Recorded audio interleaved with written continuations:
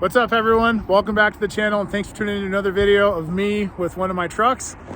Today's video is going to be a follow-up to one I did a few months ago on my 5th gen Ram. I just had the truck tinted and I took the badges off of it, but other than that, it was pretty much stock. And I went over a couple things that I had planned out for the truck, a couple goals I had for the truck, and I am absolutely stoked and excited to say that as of right now, 4 or 5 months, 6 months after having the truck and another 7,000 or 8,000 miles, it's pretty much done. So without further ado, ladies and gentlemen, there she is. Yeah, looks a little different than last time, but I'm gonna tell you, today's video, I'm gonna go through the whole truck front to back, top to bottom. I'm gonna show you everything that I've done to the truck, the companies that I work with, the companies that I've ordered parts from, and just do kind of a detailed walk around on the truck for you. So if you're nervous or you question something, or hey, I wonder how this would look, right? Maybe if you see this, maybe it helps you. Maybe push you over the edge of the river. You're like, hey, that looks stupid. I'm not gonna do that. So either way, this is my daily driver, and I'm gonna be honest with you, it literally is the perfect combination of looks, form, function, everything. It does everything I want it to do, and it looks damn good doing it. So let's get in on it, right? Let's start off up front. Now, as most of you know, I like to paint match pretty much everything, almost everything. So the truck has the Sport Night Edition on it, or Night Edition, not Sport, okay, Night Edition. So it comes with a different hood from the factory. So I reached out to my buddy Jeremy at Retro Shop and said, hey, I'd like to get a painted and match hood vent. Left the inside black to kind of break it up a little bit, but it kind of looks good, matches, you know, kind of flows with the theme of the truck. And then the side vents, which are also factory, I had him paint match these as well. Left the vents black, and then he painted the lettering and the numbers on the side of the vent itself in gloss black, so they kind of pop. So it all kind of looks good and all kind of flows, right? Now up front, now we're gonna work our way down. I went ahead and ordered a Longhorn grill for this thing. Now, I love this grill for a few reasons. One, I've wanted to run this grill for a long time. I was always hesitant because you only get it in chrome from the factory. I'd seen others that had tried to paint it. It didn't look very good. So I said, you know what? I'm gonna reach out to Jeremy. So I reached out to Jeremy at Retro Shop again, said, hey, is this something you can do? Can you paint this thing gloss black and make it look good and make it where it's like not a ton of upkeep, but does what I want to do? And he said, yes. So not only did I ship him that, but I shipped him a ton of other stuff, which we'll get into here in a second. And it turned out phenomenal, right?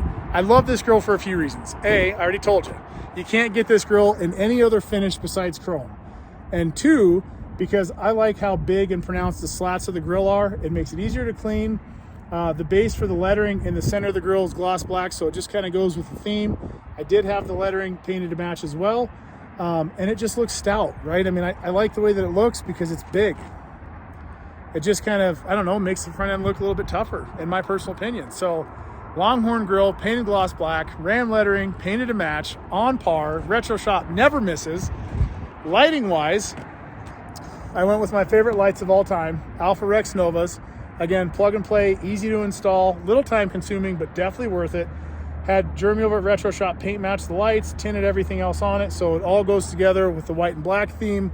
And then he did tint the side markers as well, which do work, and they are legal. So don't have to worry about any of that stuff with you know, anyone cruising around with red and blues on the roof. Moving down, not a huge fan of the factory LED fog lights on these things. So I reached out to CJC Off-Road out in California. These guys have this stellar Baja Designs plug and play fog light kit. It probably looks familiar because the fog light bezel for these is actually a factory bighorn bezel for the HDs. So between those guys and the Baja Design folks, they came up with this killer setup that's plug and play, works great, and absolutely blows away the factory LEDs. And I mean, it's not even a comparison. It's like comparing a halogen headlight to these. There is no comparison. They are phenomenal, and they're all plug and play, right? Like if you have sensors in the front, you got a Longhorn or a Limited or a Laramie, they've got all the little, you know, cutouts, factory setup for the front sensors. They've got a really nice bracket that mounts the light in the bezel itself, and it all fits the way it should because the majority of them are all factory parts, right? But you just get the benefit of way better lighting. So Baja Designs, CJC Off-Road, hats off, 10 out of 10 recommend. Moving further down low, you'll notice the valence on this thing, which the factory valence kind of comes back and then kind of comes down to here, is gone. okay? I was sitting in my garage one day looking at it going, I can't do it. I don't really have plans to swap out the bumpers on this thing anytime soon. So I took a grease pen, fresh blade in my box cutter, and a torch, marked it off, trimmed it, love it. Now, I like it, but I know it can look better. So I do have a CJC intercooler guard that I'm having painted to match the truck right now, which I'll throw on here in the next week or so. I'm having it paint to match because A, I think the white will kind of break up the front end a little bit, and B, it's such a good looking piece, and it does obviously form and function, right? It does such a good job, and it looks so good. I didn't want it to kind of fade in the look of the truck, so I'm having it matched to the truck. And I'll throw that on, and I'll show you guys what that looks like soon too. Now, let's get to the meat and potatoes, okay? Appetizers, hors d'oeuvres. Let's get to how this thing sits. Now, obviously it's not stock, okay? And in trucks I've put together in the past, I've put a ton of different Carly parts, Thurin parts. I've used numerous different company suspensions and lift kits, BDS, McGoy's, Skyjacker back in the day, Zone, obviously Carly, Thurin, the list goes on and on and on, right? And now there are 3 that I will stick with no matter what I do. One of them being Carly.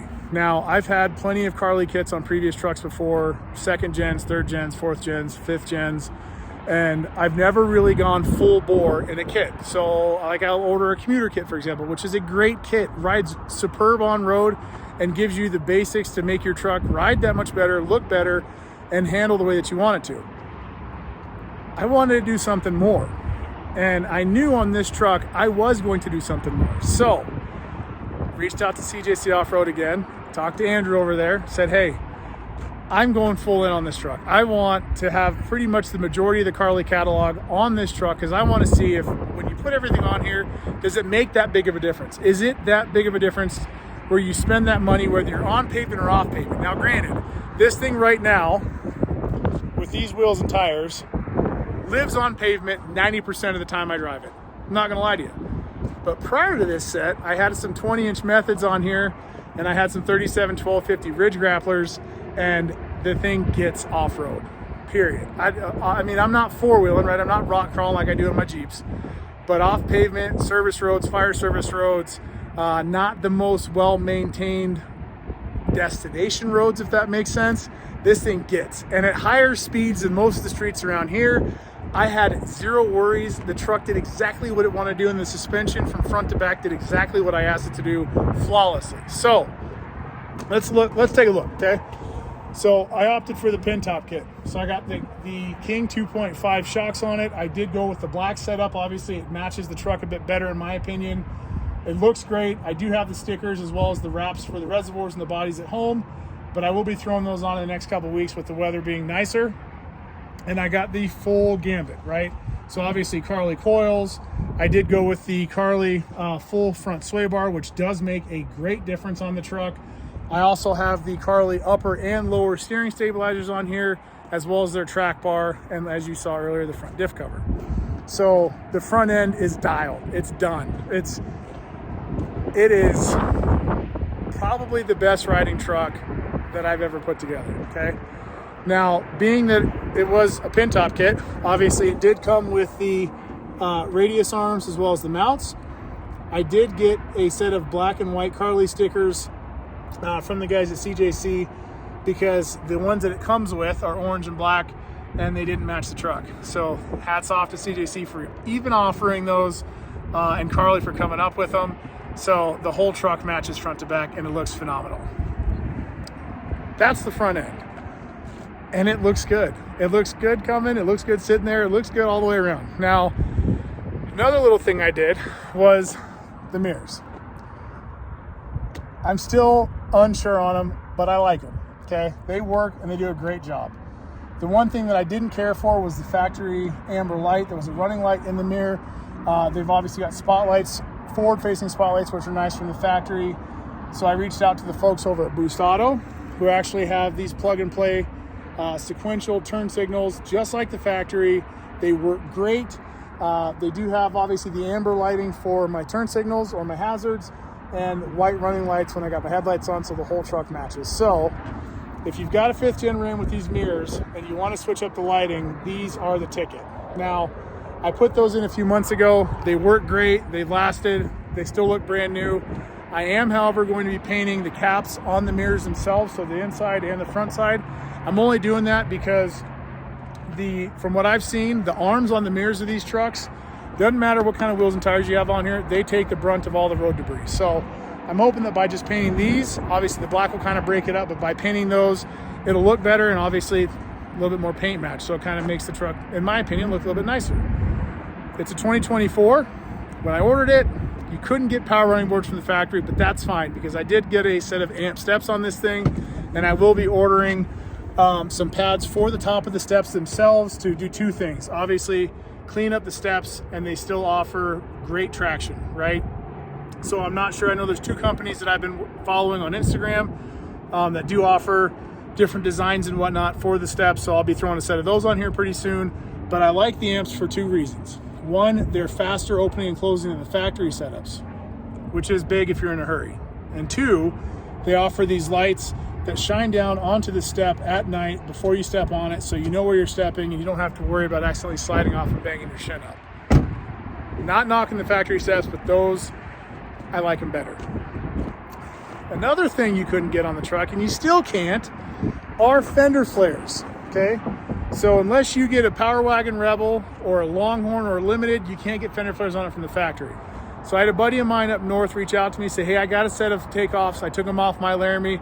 Do you want them? I said, yeah. We worked out a deal. I bought them. He shipped them down, nice enough too. I got them paint matched, threw them on the truck. Now here's the downside with these. The factory flares on these trucks have push pins that line the whole kind of like top perimeter side, right, for front and rear. The factory front fenders, as well as the bedsides back here, have matching openings in the fenders themselves and the bedsides where the fender flare snaps into them. So good job on Ram's part for not using double-sided tape like on 4th gens and 3rd gens and every other gen that they've had where they've offered factory flares. But bad if you want to add factory flares after the fact. So after a lot of trial and error, I came up with the idea of using some industrial, kind of thicker double-sided tape that I found on Amazon. And between that and actually the factory screws that hold these things in here, right, which actually do a phenomenal job, obviously holding the liner in there, but pulling the flare to the body and securing it, because as you can tell, there's no real gaps in this, which is nice. I used some of that double-sided tape. And I know it sounds cheap, I get it, right? You got this new fancy truck and you got double-sided tape on it. I do, and it looks good. And you wouldn't know if I didn't tell you. But they're on there, and they don't move, and they look good. I like them. Just one little area of opportunity on the front ones, and that is the fact that there's a little gap down here. But I'm telling you what, between a nice clamp and my heat gun, I'll get those tight, and they'll look good. So anyway, so that pretty much covers the front of the truck, the sides of the truck. I'm kind of leaving some of the best for last, but let's get to the rest of it. So 3rd brake light, I had that tinted and painted to match as well, courtesy of Retro Shop. The tail lights did the same thing. Factory tail lights, painted and tinted, painted the Ram lettering in gloss black to kind of break it up so it looks good. And then the last but certainly not least, the actual tailgate badge as well, painted to match, and then he did the Ram lettering on the backside as well as the base of the badge in gloss black to make it pop more. Out back, I kept it super simple. I did a MagnaFlow 5-inch DPF back kit on this thing, okay?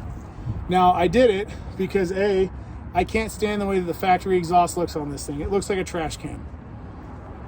I'm gonna just call it as it is. It looks like a trash can. I mean, Ford's got nice exhaust tips. They got the dual tips, right? They've got, you look at I think it's a Platinum or Limited or something, or King Ranch. They even look like they're polished. They look better. They're good. Even the Duramax exhaust tips, those big old, coming right out the corner of the bumper, those look better. Leave it to Ram to have something that looks like it came off of, well, anyway, we'll leave that one alone. It just doesn't look as good as it can, in my opinion. I originally had cut off the end, put a nice tip on it. Still wasn't really enthused with it, so I just went ahead and got the MagnaFlow 5-inch DPF back kit. There is no change in sound, guys. There isn't. It doesn't sound any different. Yeah, I'm that guy. I swapped that whole thing out because it looks better. And to me, I really care about the way that the truck looks because I have an idea in my head. That's part of the idea, and it works. So that's that. Bed cover wise, I went with a Gator roll-up cover. I have these on all my trucks. I like them because they're super easy to use, super easy to install. And when you need more bed space, I mean, guys, they unsnap back here. They're weatherproof, which is nice. They roll up to the front of the cab, they secure down, and that's it. You lose pretty much zero bed space, right? So when I'm loading horse shavings up back here, or I made a run to the old Lowe's, get some lumber, right? I fold that up, I let the lumber sit on the top of the tailgate, secure everything down, good to go. When I'm done, roll it forward, snap it on, done. So that pretty much concludes almost everything on the truck. The last piece of how it sits now are these. Come on down. 24 by 12 JTX dimes. Now, yes, it's a polished wheel, but I like them. And honestly, they're a concave, so it's not a flat face, so it has some depth to it. And I'm a fan. I mean, honestly, I never thought that I would put polished wheels on a daily driver again. But if you take care of them, I mean, I haven't washed these things in a couple weeks. I rinse them off, soap them down, but I haven't touched them with polish or anything, right? I do have some Zephyrs Pro 40 polish though. I'm gonna tell you right now, that stuff is legit. Between that and a couple microfiber towels, they clean up like that and they look great. And between that and washing them, it takes me just as long to keep these things looking clean as it does any nice forged black wheel that I've had on any of my trucks. So it's not a lose-lose. To me, it's like just trying something different. But I am switching these up for something probably more fitting for the truck, but we'll get into that in another updated video. Wrapped around the JTXs, I've got some 325/45 Nitto Terragrappler G2s. I was lucky enough to find this set of tires new, literally had the stickers on them last summer. I bought them from the guy just because I love the tire, right? I think that the Terragrappler G2 is one of the best tires that I've ever ran on anything that I've ever owned with 4 wheels and tires on it. And the fact that they don't make this tire anymore, they certainly don't offer this size in the newest Terragrappler G3 yet. I couldn't miss it up. And I'm gonna tell you right now, the tires kick ass. They do. Snow, rain, sleet, whatever you want to throw at it, they do really well. And if you look at that back tire, you see how there's no stretch? You see how they're squared off? This is one of the few tires that I've ran on a 12 wide wheel or even a 10 wide wheel, mostly a 12 wide wheel, that it's perfectly squared. No stretch. And they look phenomenal, right? So that's the last piece of the puzzle for the truck for now. I've gone through everything on it. If you guys have any questions, you have any concerns or whatever it may be, leave it down below. But next up will be a different set of wheels and tires. Obviously the mirror caps and then the intercooler guard. And I'll do another quick updated video on that. That one I'll probably do at 10,000 miles, which isn't too far away. Just kind of give you guys my feedback on the truck after 10,000 miles with the various setups. I'm gonna be honest with you, I have a wheel and tire problem. I've already had 5 different sets of wheels and tires in this thing in the 5 or 6 months that I've owned it. So yeah, but I'm excited. And I'm very thankful for you watching. I appreciate everyone that watches, or even if you skip through the video and just kind of pick up, little tidbits here and there. Thank you. Like, subscribe, comment, and any ideas that you guys have or anywhere else in the truck that you want to see, go ahead and post that down below too. Let me know. And as always, have a great day. We'll see you guys next round.